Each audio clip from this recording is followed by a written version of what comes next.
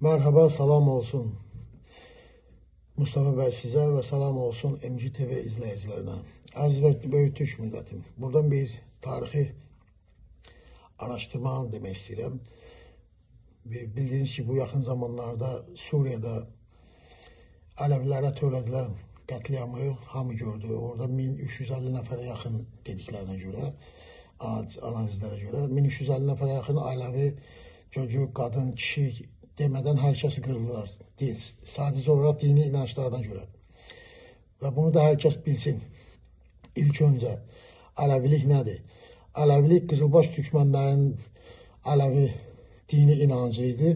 Və bu da Sultan Səlim Yavuzun zamanında Qızılbaşlar öz yerlərindən sürgün edilərək digər bölgələrə, yəni Kürt millətinin topluluqlarının yaşadığı çox bölgələrə, ora sürgün edildilər. Və orada həmin bizim bu Qızılbaş türkmənlər kütləşdilər. İllərlə kütləşdilər. Və Kürt millətinin də, əsl Kürt millətinin, prokuratorlar yox, əsl Kürt milləti, həmin dini inancı onlar da qəbul edir. Ələvilik. Dünyada iki dənə millət qəbul edir. Bir türkmənlərdir, bir də Kürtlərdir. Və orada da qətl edilənlər Kürtlərlə türklərdir. 1350 nəfər. Ancaq buna heç əsasını çıxartmadı. Durdurdularsa da bu IŞİD qatillerini, Colani başında olmaqla, Əl-Qaida, Əl-İŞİD və bunu da bilin ki, Suriyada heç vaxt bir daha sülh olmayacaq. Boş-boş şeylər də danışırlar.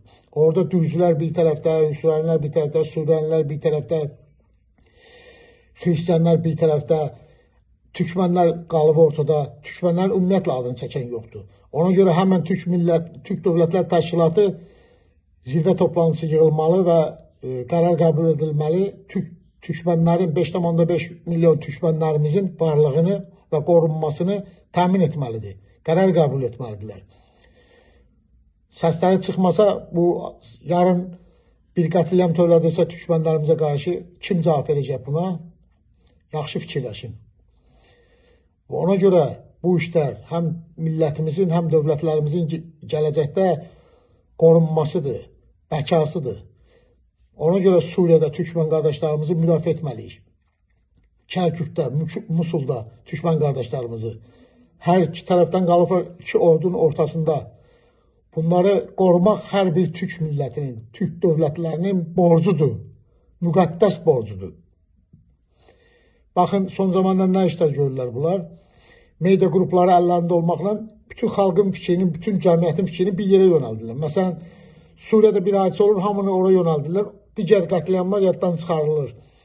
Sonra digər qətliamlar baş verir, hamının fikrini yönəldirlər o tərəfə, o qətliamlar yaddan çıxarılır. Məsələn, Qəzzədə olan qətliamları artıq hər kəs heç şey ondan danışmır. Suriyada olan qətliamı bir gün verdilər, yarın bir günləri başqa hüslərə saldırdılar Yəməndə. Hamı fikri yenə oradadır. Yarın Ukraynada bir saldırı olacaqdır, böyük Rusun, Ukraynanın bir-birinə qırığını. Medialar yönəldilir oraya, yenə fikrimiz dağılır oraya. Bu oyunlara getmək lazım deyil. Və Türkiyəmizin daxilində çox ciddi təhlükəli oyunlar gedir. İmperialist qüvvələrin qabağa yürütdükləri bu piyonları, Dem Partisi, Hudaparı və digərlərin əlindən və satılmış xainlər hamısı iş başındadır. Bunu biləsiniz. Buna diqqət etməli. Allah'a əmanət olun.